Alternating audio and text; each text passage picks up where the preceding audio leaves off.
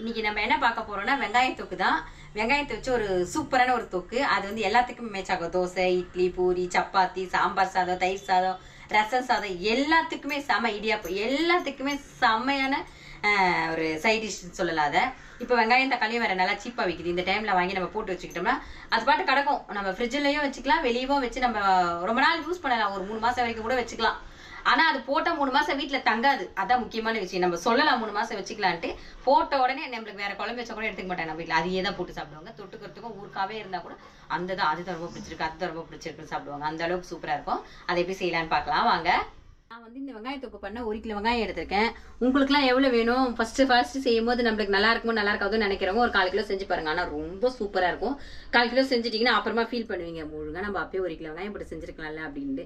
அந்த அளவுக்கு சூப்பரா இருக்கும் இந்த தொக்கு. நம்ம வீட்டுல எல்லாரும் இது நல்லா விரும்பி சாப்பிடுவாங்க. அதனால குடுகுடுன்னு காலியா போயிடும். அதனால நான் 1 கிலோ வெங்காயம் எடுத்திருக்கேன். இப்போ இதை கட் பண்ணிட்டு கழுவிட்டு உரிச்சிட்டு கட் பண்ணிட்டு பார்க்கலாம் வாங்க. எப்படி உட்காந்துட்டு இருக்கா பாத்தீங்களா சேர்ல? ஜாங்கிரி குட்டி எரியறாங்க. அவளுக்கு கண்ணே எரியல பாத்தீங்களா? உட்காந்துட்டு இருக்காங்களா ஜாங்கிரி குட்டி? எரிய ஆரம்பிச்சிட்டீங்களா? வெங்காயம் அரிய ஆரம்பிச்சேன். தோல் உரிச்சி கழுவி அரிஞ்சிட்டு இருக்கேன். பாப்பா கண்ணே எரியுதா? அத்தை கண்ணே எரியுமா உங்களுக்கு? ஜாங்கிரி குட்டி சரி வா அப்பலாம் வா. நான் வெங்காயத்தெல்லாம் அரிஞ்சு எடுத்துன்னு வந்துட்டேன். இப்போ வந்து இதை மிக்சியில் போட்டு அரைக்கணும் வெங்காயத்தை. அது கூட வந்து நான் ஒரு 50 கிராமுக்கும் மேலே இருக்கும், கொஞ்சம் 100 கிராமுக்கு கம்மியாக இருக்கும் புளி எடுத்திருக்கேன். புளியை வந்து நம்ம அப்படியே மிக்சி ஜாரில் போட்டு இந்த வெங்காயத்தோடு சேர்த்து அரைச்சிக்கலாம். இதே மிக்சி ஜாரில் சேர்த்துக்கிறேன் எல்லாத்தையும்.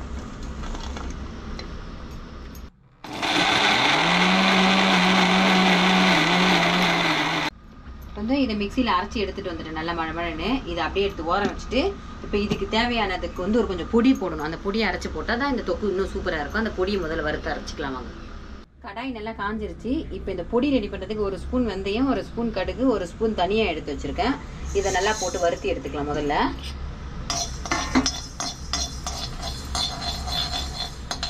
நம்ம போட்ட அந்த 3ம் நல்லா வறுந்துருச்சு. இதை நம்ம ஆற வச்சு மிக்சியில் அரைச்சிட்டு வந்துடலாம்.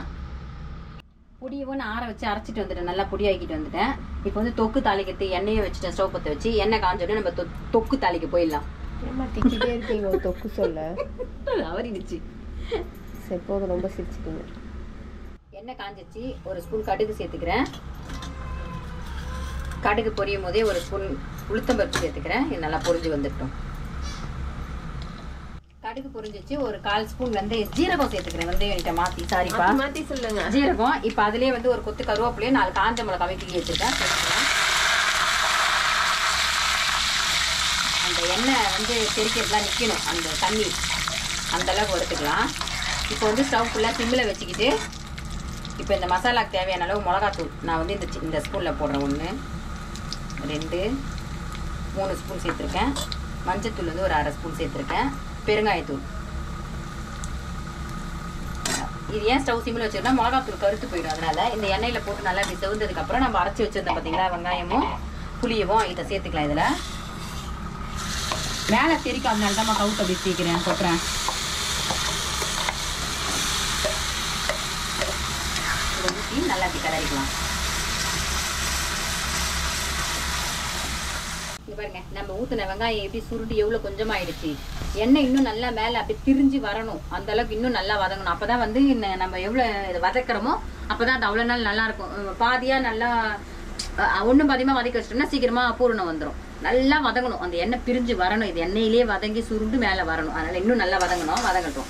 நீங்க பாத்தீங்களா 2 அத்தைங்க வந்துட்டாங்க. அவளோட ஃபேவரட் அத்தை, மித்திகாவோட ஃபேவரட் அத்தை இந்த சப்பச்சி தான். அவளை பார்த்தோன்னா குஷி ஆயிட்டா, ஒரேடியா குஷி ஆயிட்டா. கக்கரை கொட்டி சிரிச்சிருந்தேன் அவள் நேரம். அவளை தான் விளையாடுவா.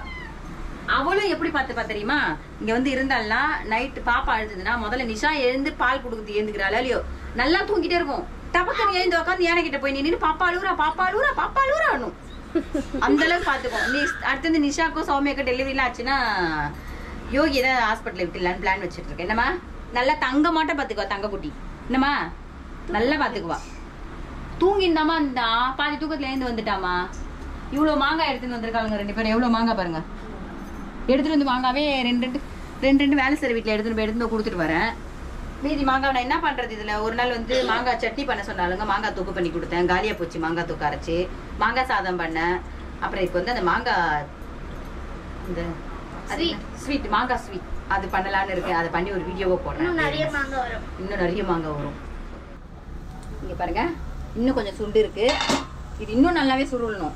இப்போ இந்த ஸ்டேஜ்ல வந்து இதுக்கு தேவையானது வந்து ஒரே ஒரு ஸ்பூன் சர்க்கரை, இன்னும் கொஞ்சமா சர்க்கரை சேர்த்தா டேஸ்ட் ரொம்ப நல்லா இருக்கும். உங்களுக்கு வேணான்றவங்க விட்டுருங்க. ஆனா சர்க்கரை சேர்த்தீங்கன்னா தான் இது ரொம்ப டேஸ்ட் சூப்பரா இருக்கும். அப்புறம் நம்ம பிடிச்சோம் பார்த்தீங்களா அந்த பொடி, எல்லாத்தையும் போட்டு மறுபடியும் நல்லா ஒரு கிளறி மறுபடியும் ஸ்டவ் சிம்மில் வச்சு அப்படியே மூடி போட்டு விட்டுருவோம். நல்லா எண்ணெய் பிரிஞ்சு மேலே மிதக்கணும். இப்படி அல்வா மாதிரி கடாயில் ஒட்டாமல் திரும்பணும் எண்ணெயோட. அந்த மாதிரி வந்துடும் தானாவே அது. இங்கே பாருங்க, நம்ம போட்ட தொக்கு எவ்வளோ சூப்பராக எண்ணெய் பிரிஞ்சு எப்படி ஒட்டாமல் நல்லா எப்படி ஒத்துக்கிட்டீங்க சூப்பரா. அவ்வளோதான். இந்த ஸ்டேஜில் நம்ம ஸ்டவ் ஆஃப் பண்ணி நல்லா இதை அப்படியே விட்டுருவோம். ஆறுனதுக்கப்புறம் நம்ம ஒரு பாட்டிலில் மாற்றிட்டு பார்க்கலாம். நம்ம செஞ்சு வச்ச தொக்கு ஆறிடுச்சு. இந்த மாதிரி ஒரு கண்ணாடி பாட்டில் எடுத்து வச்சுட்டோம்னா ரொம்ப நாள் நல்லா இருக்கும். தண்ணிலாம் இல்லாம சுத்தமா காய வச்ச பாட்டில். நீங்களும் இந்த மாதிரி செஞ்சீங்கன்னா கண்ணாடி பாட்டிலே போட்டுவீங்க, அதான் ரொம்ப நல்லா இருக்கும்.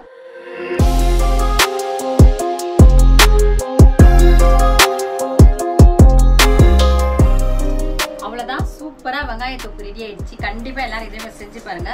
செஞ்சு பார்த்துட்டு எப்படி இருக்கே கமெண்ட் பண்ணுங்க. இட்லிக்குலாம் செமையா இருக்கும். எல்லாத்துக்கும் தோசை இட்லிக்கு தான் இல்ல, சுட சுட சாதம் போட்டு சாதத்தோட சாப்பிடும்போது அவ்வளவு சூப்பரா இருக்கும். தொட்டுக்க கூட எதுவுமே வேண்டாம், இதை மட்டும் போட்டு பிடிச்சி சாப்பிட்டாலே அவ்வளவு சூப்பரா இருக்கும். கண்டிப்பா செஞ்சு பாருங்க. செஞ்சு பார்த்துட்டு எப்படி இருக்கே கமெண்ட் பண்ணுங்க, லைக் பண்ணுங்க, ஷேர் பண்ணுங்க, மறக்காம சப்ஸ்கிரைப் பண்ணுங்க. மறுபடியும் அடுத்த வீடியோல பார்க்கலாம். பாய். ஒரு வழியா அம்மா ஒப்பிச்சிட்டாங்க. பாய்.